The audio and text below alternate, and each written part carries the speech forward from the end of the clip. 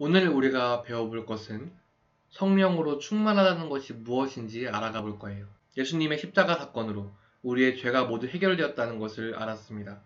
또 이 죄가 해결되었다는 것을 믿고 감사할 때 우리는 하나님과의 교제를 회복할 수 있어요. 또 상황이나 감정이 아니라 하나님의 말씀을 믿음으로 하나님의 사랑과 용서를 경험할 수 있습니다. 이것을 우리가 죄고백, 영혼의 호흡 중에 뇌쉼으로 배웠었죠. 그렇다면 이 숨을 내쉬는 것과 숨을 들이마시는 것 중에는 뭐가 더 중요할까요? 죄를 고백하는 목적은 하나님과 같이 지내는 것입니다. 예수님이 원하는 건 단순히 우리가 죄를 안 짓고 사는 것이 아니라 하나님과 함께 하면서 하나님이 공급해 주시는 것들을 함께 누리는 것이죠. 이 거룩하신 하나님과 함께 하기 위해 죄를 고백하고 죄를 멀리할 수는 있지만 아무리 우리가 죄를 고백하려 한다 해도 죄가 우리 삶에서 아예 없어지지는 않습니다.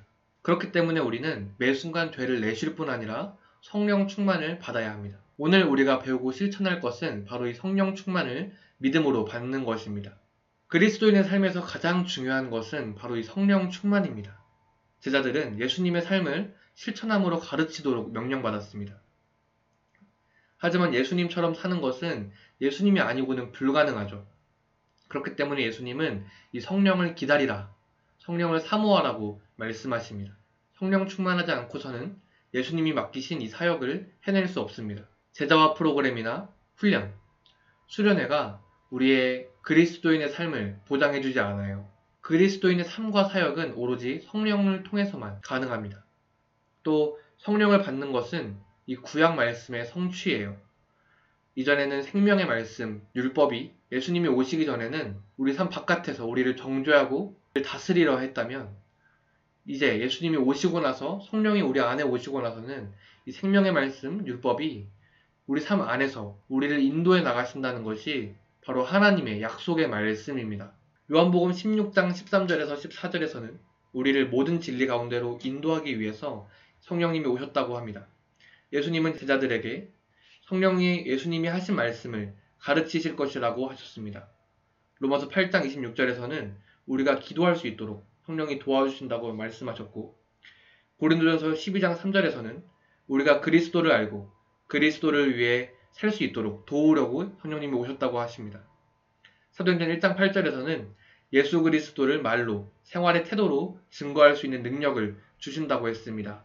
그렇기 때문에 우리는 인격적으로 내 삶의 방향을 알려주시는 이 성령 하나님을 적극적으로 구하고 찾아 나서는 것이 필요합니다. 그렇다면 성령 충만을 받는다는 것은 무엇일까요? 보이는 것처럼 배터리가 충전되어 가는 개념일까요? 그렇지 않습니다. 성령 충만을 받는다는 것은 성령의 지배하심을 받는다는 것입니다. 이 지배란 게임 캐릭터 조작을 하듯이 컨트롤하는 것이 아니라 우리 삶을 통치하신다는 의미에 가깝습니다. 하지만 모든 사람들은 지배받기를 싫어합니다. 자기 원하는 대로 살고 싶어 하죠. 그러나 자신의 욕심에, 죄악에 지배를 받던 당신의 모습을 기억하십니까? 사람들은 자기 마음대로 산다고 했지만 사실은 자기 욕심, 세상의 요구, 죄악에 지배를 받고 살아가고 있습니다.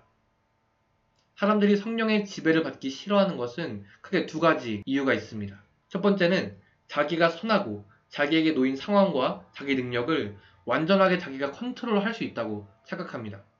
두 번째는 하나님만이 우리를 선하고 완전한 길로 이끌어갈 수 있으며 우리를 인격적으로 대하시는 선하신 통치자이심을 믿지 못합니다. 이 착각과 불신은 모두 성령의 인도하심을 경험하지 못하게 하려는 사탄의 속임입니다. 성령이 언제 우리를 소모시키려고 우리를 인도했습니까? 성령이 언제 우리의 원함을 비인격적으로 묵살시키고 우리를 강제로 통치했었습니까? 오히려 우리가 우리 자신을 소모시켰고 성령이 마음 주시는 것을 막고 우리 하고 싶은 대로 살지 않았습니까? 그렇기 때문에 이 성령의 지배를 받는다는 것은 선하신 하나님에 대한 믿음이 순종의 태도로 나타날 때의 결과물입니다. C.S. 루이스는 이렇게 말했습니다. 예수님이 현대에 오신다면 그리스도인이 쾌락을 즐기는 것을 꾸짖는 게 아니라 너희는 너무 쉬운 것에 쉽게 만족하는구나 라고 말씀하실 것이다. 이전에 우리는 죄의 종이었습니다. 우리의 욕심을 따라 살았고 어디로 가도 어디로 가는지를 모르고 살았었죠.